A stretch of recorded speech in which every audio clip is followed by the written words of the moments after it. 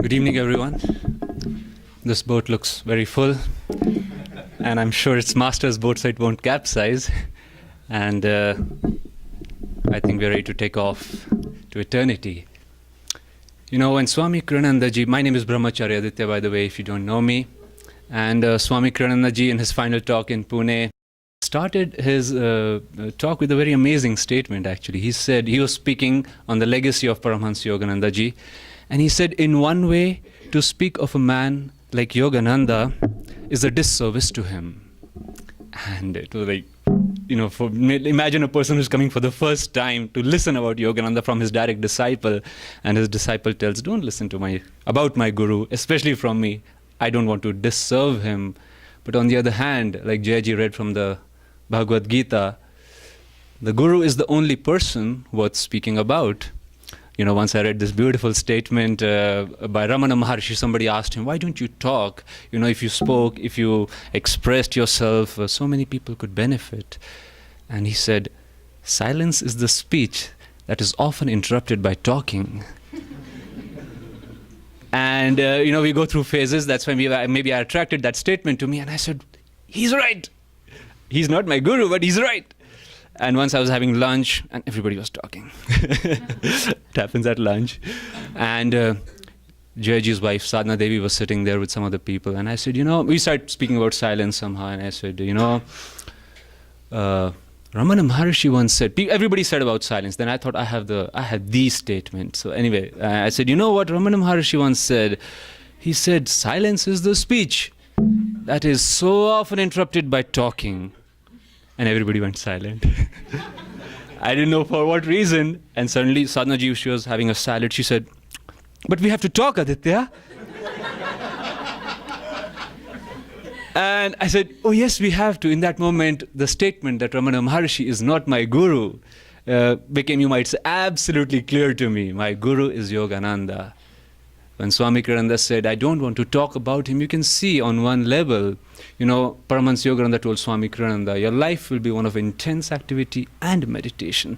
He also told him, I'm speaking of Yogananda ji, no, sorry, but you know, he also told him that God will come to you at the end of your life. Death itself will be the final sacrifice, Walter, you will have to make. Now, universally, including Swami's case, I would say that is a boon, it's a gift. It is something, you know, the boatman came for, that is what we long to hear. But you might see it on the other hand. It was also in some way a curse. Because Swami spoke of himself, he said, when I came to Yogananda, I was so ripe. If I was any riper, I would have died. But he continued that ripeness right till his guru wanted him to. In a way, all the gurus took interest in Paramahansa Yogananda's life. Why? Babaji, Jesus Christ, Master said, is the one who authorized me to go and speak of original Christianity. There were gunmen waiting for Master sometimes after his talks because of such a statement. Babaji said to Sri Yukteswar, when Sri Yukteswar was a young man, in the doubt that we face today, is this modern world not better than these yogis who claim to sit, who suggest sitting, who often, as he found in the Kumbh Mela, fool themselves and fool others? And he said, you know, is there, but he knew there are saints. And Babaji caught that thought right there, sitting under a tree, and he said, son, to you I will send a devotee whose job it will be to unite the East and the West. The dharma Yogananda was born with, to unite East and West. Sri Yukteswar, Lahari Mahashaya, just day before yesterday, maybe yesterday, I was reading, and it struck me that for the first maybe 12, 13 years of Yoganandaji's life, the only master in our line to whom he was devoted was Lahari Mahashaya. Because his parents were disciples of Lahari Mahashaya, he had a picture of only Lahari Mahashaya. To that extent that when he was falling so ill, his mother said, son, if you mentally bow and kneel before the master, your life will be spared. And he said he did that. And again he said till he grew. In meditations he would see Lahari Mahashaya's image come and give him a cosmic vision. But when he would try to touch it, it would go back into the picture. Such beautiful things would happen with Lahari Mahashaya. And Lahari Mahashaya, as an infant, he took Yogananda in his hands and he told his mother, he said, Mother, your son like a spiritual engine, will pull millions to God. And then, of course, Sri Yukteswar, it's under his hammer that our Guru became Paramahansa. I think it was his birthday when it was bestowed on him. Yeah, maybe today. Yeah, today was the title. Today also happens to be the 121st birthday. I was never interested in numerology till Swami Kirananda once said, in future people will see how the numbers have their own intelligence. And anyway, it was very beautiful that it's happening. Something is good is there today. And anyway, then Master came at this young age, sent to sail to America. You might say, I'm coming back to the statement that Swami had to bear with, that Master said he had to confine himself. He had to confine his consciousness on some level, you might say. But, he would also, he stated that when he was in his mother's womb, he said, I just couldn't wait to get out and help humanity. And he said, I had already started sending these waves of blessing. Now, today, you, let's say, speak, somebody says, you're in an office and somebody says, what do? You're very calm. You say, I practice meditation. Well, who taught you? Well, this is something that came from my gurus. Paramahansa Yogananda is my guru. He taught me this life-changing thing. And you say, I never heard of him. Your friend tells you, I never heard of Paramahansa Yogananda. Oh, you have never read any of his books? No. Have you heard of Swami Kirananda? No. Oh, he wrote 150 books. Sometimes, it may make people feel, and I've heard these statements, the doubt that often came to Swami in past lives. Are my gurus, are they really avatars? Are they really great? If they are so great, the world will often try to tell you, why is it that they are not so known? And I was meditating on this evening, and I think it is because they have come for such a great work that they have not yet been known. Yogananda's life passed away. Swami Kirananda at the age of 23 or 4 asked him, Master said, you have a life of writing, lecturing, editing. And Swami said, but sir, haven't you already written everything that needs to be written? And Master was amazed. He said, don't ever say that. Well, Swami's 87 years have passed away. Maybe we are at the threshold of a major change, maybe we are not. But in this period, somebody was asking me, they said, you have too many books on the book table. I could read that person's maybe difficulty, and sometimes, let's say somebody comes at the age of 80 and they say, there's so many books on this table. You see what they are trying to say. I told them, I said, don't worry. People found God. Yogananda's disciples found God, even when not one of these books were written. Your job, if you are serious about that job, and very serious. How serious was Yogananda? He is so serious, Dhutiji was singing, he is willing to come 1 trillion times with bleeding feet, as long as one stray brother is left behind. Master, speaking of the greatness of his disciples that would come, he once told, maybe one of his clothes, he said, those who fall by the wayside, my disciples will pick. Again, I was thinking of it this afternoon. Well, on one level, we are the fallen ones. We are often picked by one another. On the other hand, we come across a world that has fallen apart. I try to often, Swami said, towards the end of his life, that he would smile at people. He said, give them just a small taste of what it is. And, I try to do that. And I said, but a taste is so small. The other day I was thinking, are so many people really unfortunate they don't know of these teachings? Well, on one level, it's the way God has made it, you might say. So we should never call anybody, including ourselves, unfortunate. Master said himself, he said, this divine drama is just so vast, so panoramic. He said, it takes time. But when the time comes, don't take it casually. Think about these things. Think why your guru came. Think why you came to him. Think why a certain thing happens when you feel it is the right time to make it happen. Anyway, I was also thinking this is Master's birthday. So, we have to, what gift do we give him? He's not in his physical body. And, when I was a little boy, there would be birthday parties. And in a birthday party, you take a gift. I used to always go with a small expectation of, there's a tradition of return gifts over here in India. So I'd ask my sister, we'd be going together. I said, what do you think will be the return gift? And she don't go with that consciousness. But when I came to Yogananda ji, I can't help it. It was like, just reading a book, if a man can guide me to his book, imagine if I start doing what he's asking me to do, where will he guide me? Where will he take me? So I think when on his birthday, when we offer ourselves, our little gift. In the birthdays, we give a big gift, we get a small return gift. On Master's birthday, you give your small gift. And you'll be amazed. We'll be amazed at what he's trying to give. Actually, he's trying to give something so big, most people don't believe it. It's like somebody once told Swami Kirananda, sir,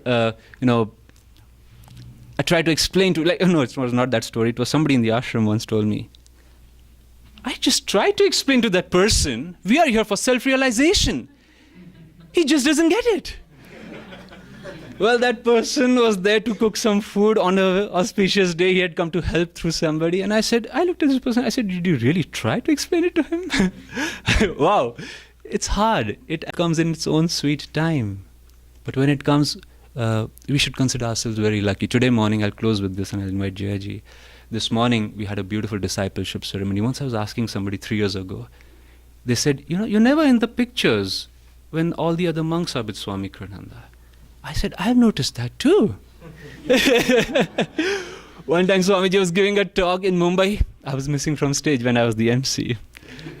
Yesterday evening, I was preparing myself for the discipleship this morning, and I got a call. There's a marathon tomorrow, and we need a doctor for 5 hours with the ambulance. Are you willing? And I said, Master said, before you take a breath, decide. I said, yes, I'll be there. So I went there, all grumpy a little bit, and I went late. I said, let them wait for half an hour.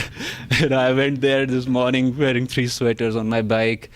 And I was like, Master, I'll be calm and even-minded. And I was sitting in this ambulance. Everybody's running 10 kilometers, 5 kilometers, blisters on their feet and whatnot.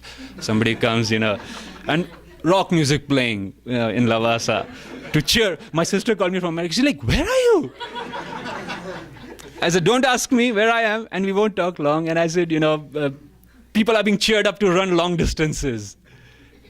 That's what happens with us. We're running a marathon. Master started it long ago. He created us, laid the road out. A guy came to me today, and, I was dressing his leg, and he was with his friend, and he was very, looking like a runner. And he came so soon, 1,000 people ran, and he was one of the first few. And I said, let me dress you. I said, congratulations, you completed the race. And his friend said, but he didn't come first, second, or third. He's 7th. And this guy was very quiet, calm. And I said, nonetheless, you ran 10 kilometers. And I said, you won. And this friend left while I was doing the dressing. And I was thinking, it doesn't matter. Actually, this is not a competition here. Master didn't start this race.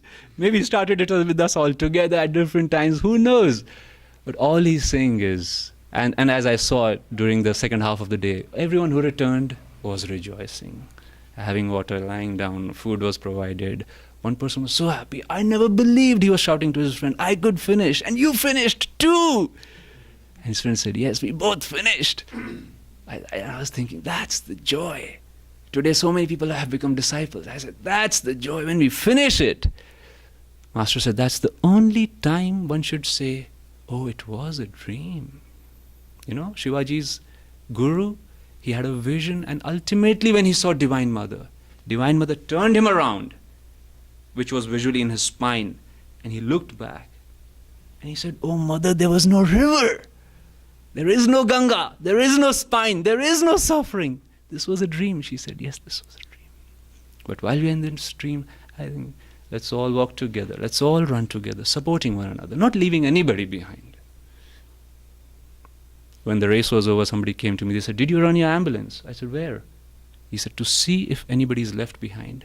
The guy who was next to me, the organizer, he said, I'll do that personally. I felt very nice. I said, good, somebody's taking responsibility. Guruji takes that responsibility to see nobody's left behind. So deepest congratulations to you, and I'd like to invite Jayaji to speak to us about Master's birthday now. Thank you, Aditya. I'd like to start by just reading one of the slokas of the Gita that I just finished reading a little bit earlier. Father of all beings, thou, of animate and inanimate alike, none is worthy of worship but thee, O Guru sublime. Unequaled by anyone in the three worlds, who can surpass thee, O Lord of incomparable power? Welcome to everybody here today. It's nice to see many of you. I haven't seen in a little while. To see you here again. We've been having this weekend at the retreat. We had a very wonderful, lovely retreat this weekend, celebrating the birth anniversary of Yogananda's birth.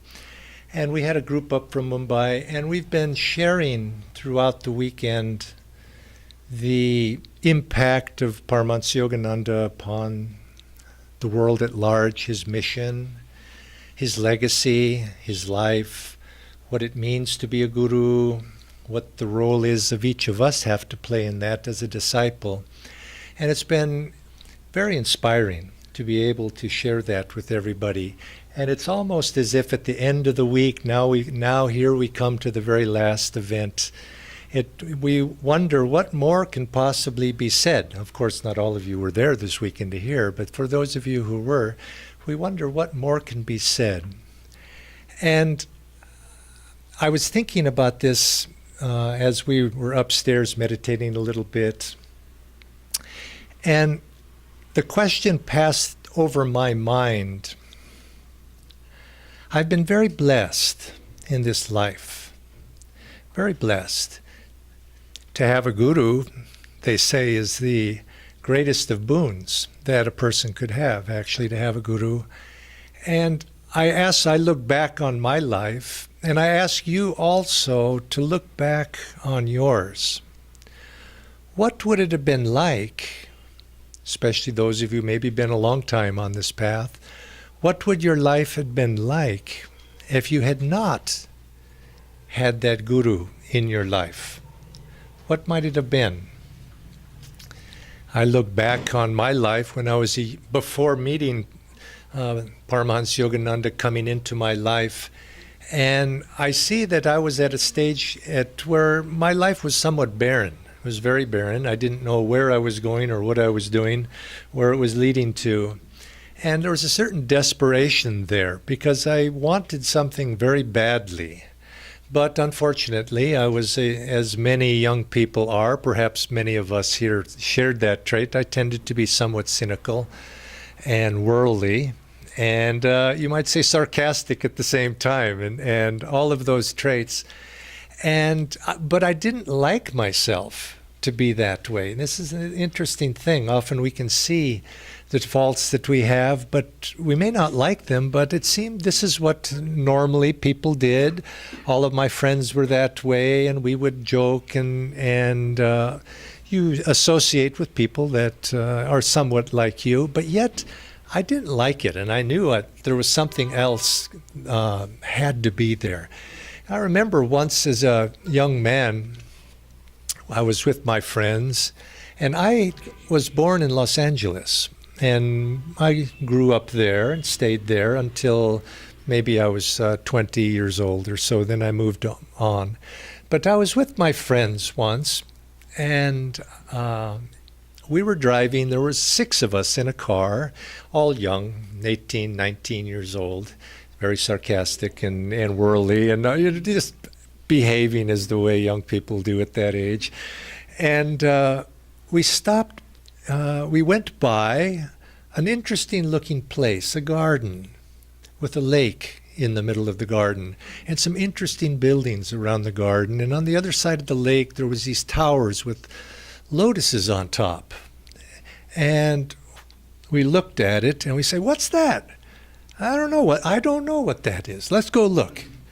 And so we went and looked, and we pulled in the parking lot, and this was a shrine to all religions on the west side of Los Angeles. And it had been started by a very strange fellow that, with pictures were there, had an interesting name, Paramahansa Yogananda. Who is that? Well, I don't know, but let's look around. And so the group of us, we went about a very beautiful park-like setting, shrines to all religions. So as young people would at that time, we made our way around the pathway that was on the lake. And at each of the shrines, there was something written there in the shrines, and we'd sit. And I thought, that's beautiful. And then we went to the next one. That's beautiful. Now, I was not religiously inclined at all. But I thought, there's something here. I don't know what it is. But as we made our way around, I was with my 5 friends. They were joking, they were laughing, they were making sarcastic remarks about all of this sacred ground that was there. And we finally came to the end, and I hadn't said anything. And they were joking and just saying very disrespectful things.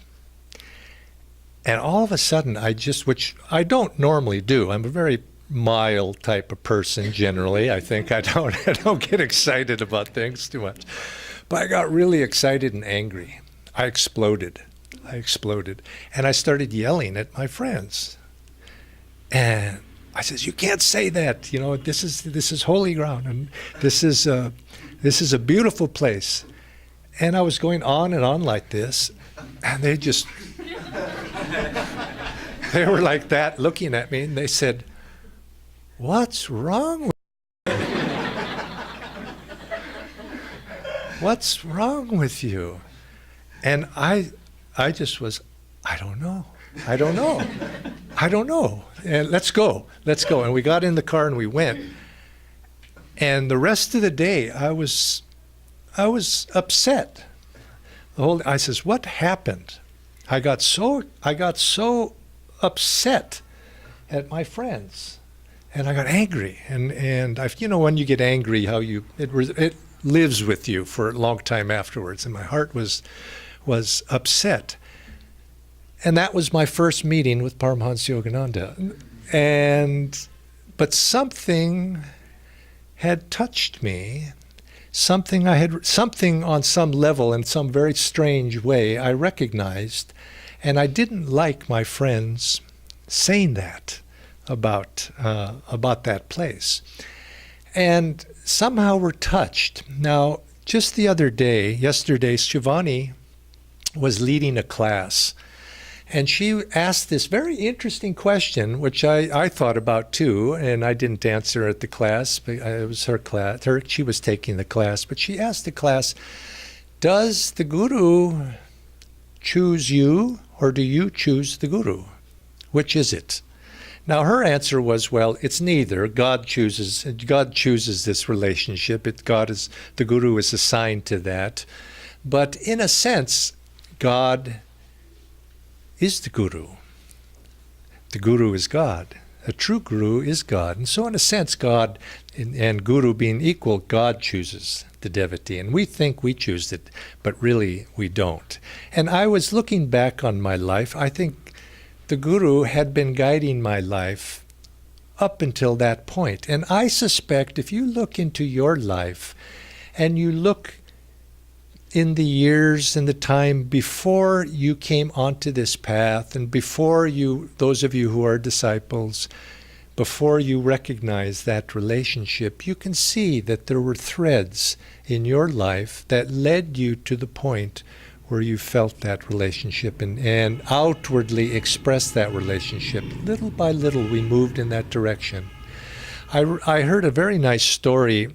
This was told by Oliver Black, who was a disciple of Paramahansa Yogananda, a very advanced disciple. Actually, Master said he was, in America, he was his second most advanced disciple after St. Lin, Rajarsi Janakananda. And Oliver Black was relating how it was that he came to meet Master. And it illustrates this point of who chooses whom.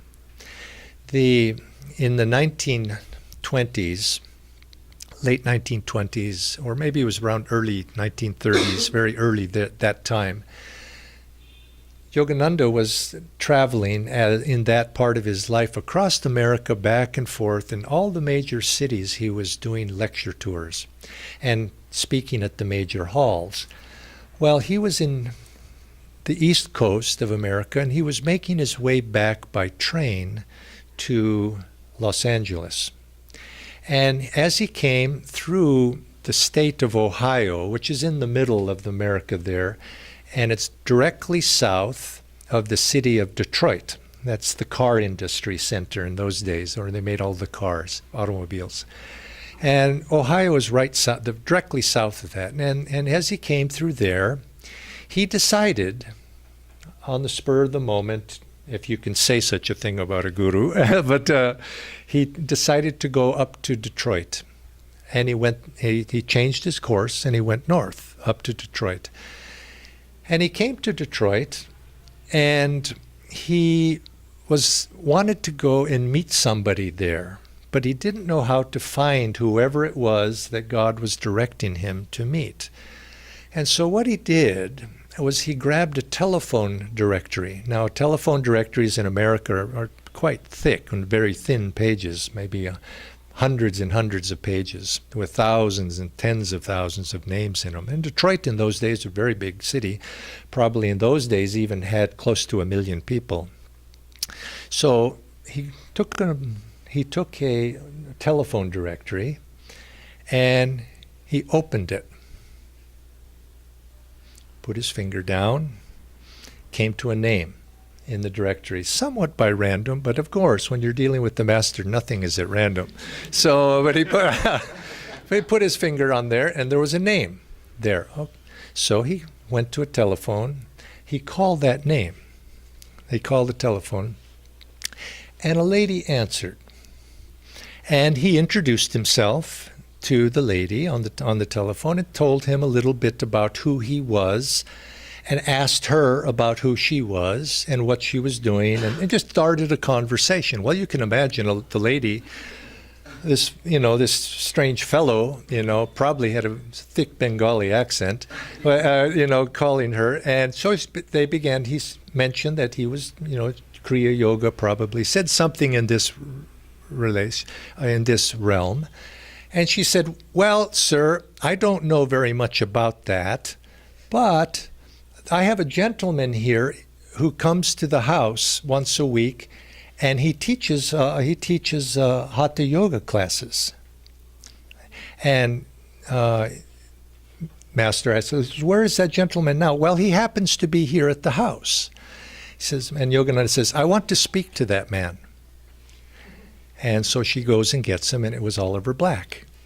And she gives him the phone, and Oliver Black is on the phone, and they begin talking, and Yogananda says, "I want to meet you." And so they talk a little bit, and they arrange for a meeting, and Yogananda stays at a hotel there, and Oliver Black goes to the hotel and stays for a week with Yogananda at the hotel. And Yogananda basically taught him much and brought him onto the path and made him his disciple right at that moment. And so Yogananda, in a sense, went to find Oliver, went to make him, and Oliver was there waiting as his disciple. So it makes you realize that, in a sense, there's a certain destiny to this. Yogananda was born in India, Oliver Black was born in America, but yet the Guru came to find him and reawaken him to the mission, to help in this mission that Master had been sent to the West to accomplish. Mr. Black was a rather wealthy man. He was a leader in the automobile industry in those days, and Mr. Black in many ways helped Master spread his work and came to him in that way. So in this way you can see there was a destiny that Master came, but many of his disciples also came. They happened to be born in different countries than him. And Master ended up having to come to find those disciples, to gather them up, to be able to support him to ultimately do this work. The same was with Rajasi.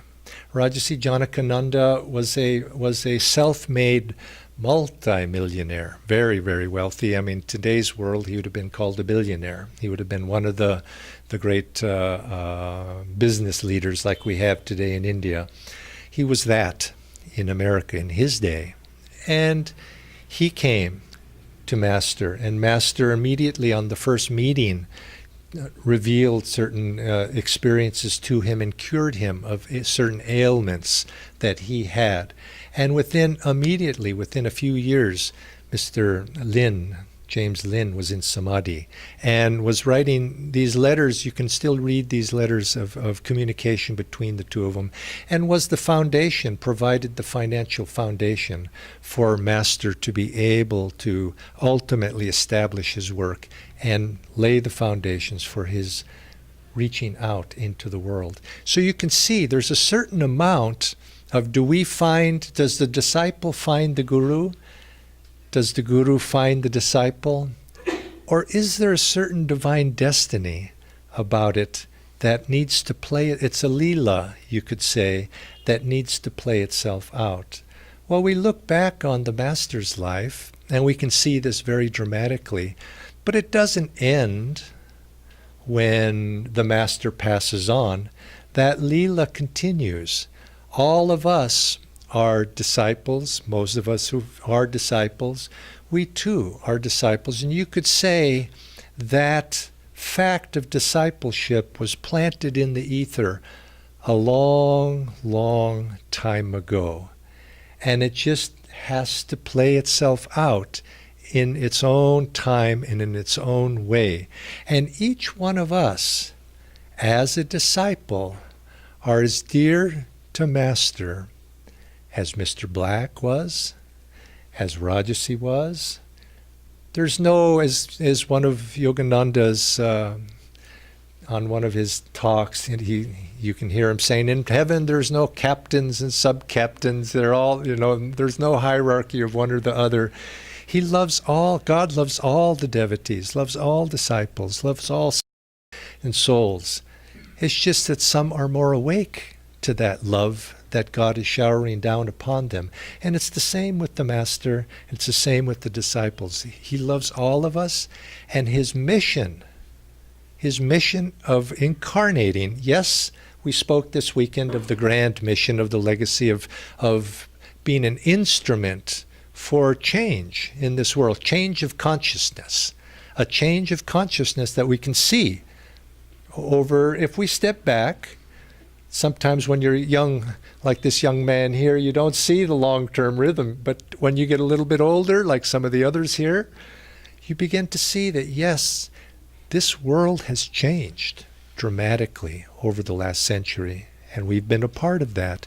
He came for that, the consciousness, the guiding consciousness behind that change. It says in the autobiography that Babaji is working out, guiding this evolution. Babaji and Christ in East and West are working out the spiritual evolution of this age, and that the Masters play a part in that. But all of us too, as those disciples, also play a part. And so he's come for a few, he's come for 1,000, he's come for millions, to ultimately bring all of us back to God. This is our destiny for all of us. Now, speaking of Mr. Black, he once was asked by Yogananda. Master asked him, he says, Oliver, do you pray? And Mr. Black said, well, sir, I like to think that I pray all the time. And he said, yeah. Then Yogananda said to him, he says, yes, but how do you pray? You pray to God. He says, you should pray not to God, but pray in God. Now think about that. What does that mean? Praying in God, not to God. Now when we pray to God, and I say this because we here are going to do a flower ceremony soon. We'll do a flowers to conclude us out, and we're offering our blessings. And offer, as it's right to do, is to offer our prayers to the Master, right? Don't we do that? We offer our prayers to the Master. We offer our prayers to the Guru. But think of it, what he said to Mr. Black. Pray in God. Pray in the Master. Now, God, let's say God is joy. God is love. God is this universal consciousness of world brotherhood, of bliss. Do we pray to bliss, or should we pray in bliss? To commune with the Guru is to be like the Guru, is to take on the consciousness of the Guru, to allow the Guru's consciousness to flow through us, to reflect the Guru's consciousness through us. So when we pray, let's pray, let's offer our blessings, let's offer our devotion in God or in the Guru, and feel as if the Guru's consciousness is animating us. As we go about our work, our service during the day, we serve the Guru, but let's also think about serving in the Guru, in the vibration, which in a deeper sense, I think you could say, in attunement with the Guru, vibrating in the way that the Guru would want us to act. Let's be in the Guru's blessings, in the Guru's vibrations as we serve, as we love, as we act, as we represent. And in this way, in this perfect attunement of being in the consciousness of the Guru, I think we serve him the highest. A Guru is known, if we want to honor the Guru, which all of us do, a Guru is known by the disciples. It's the legacy, you could say. The legacy is, yes, maybe it's not so much the buildings he leaves behind or the organization he leaves behind or those sorts of outward things. The legacy of the Guru is the disciples, the consciousness of upliftment of all those souls that he has brought up. That's his legacy. And so in a sense, all of us are that legacy of the Guru. And to honor the Guru as part of that legacy is to be in tune with that, and to be in tune with, and what is the Guru really? It's not a person, it's not a personality. It's something more subtle than that. It's a consciousness, it's a spirit, it's those godly qualities that define those aspects of what God is. Love, peace, joy. Those are the elements. And the disciples reflect those. Swami Kriyananda has often said, or he would quote this, he would say in the Mahabharata, it said, all of Krishna's soldiers were just like Krishna. And because they took on the quality, they represented Krishna, so they took on his qualities.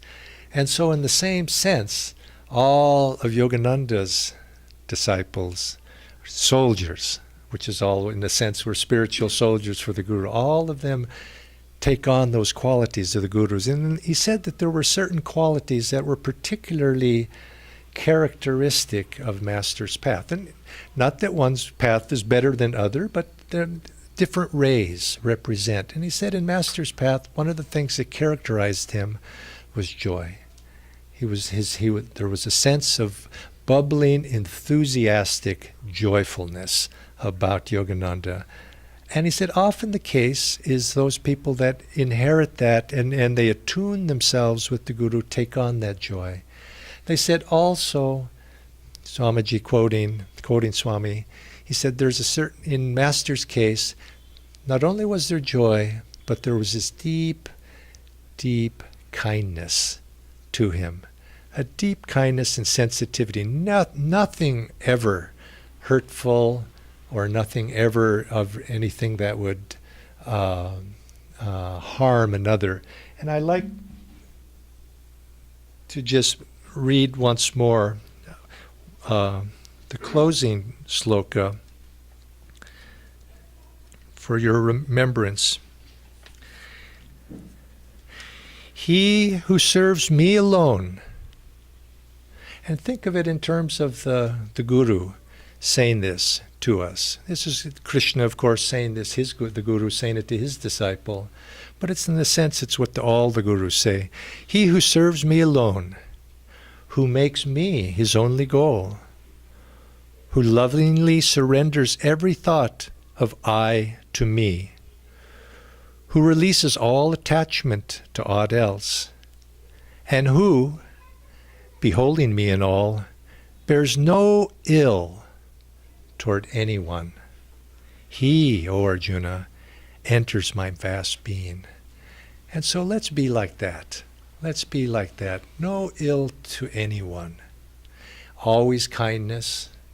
Always willing to uplift, to be of service, to reach down with a loving hand, to restrain those impulses that sometimes take us in the other direction, a little self-control, to be able to be magnanimous in spirit, to be joyful, to be calm in the midst of trial, to be an inspiration to one another as disciples. I think this, if Master is looking down upon us as his disciples, I think this would make him proud and make him pleased to see us acting in the highest way as disciples do for their Guru.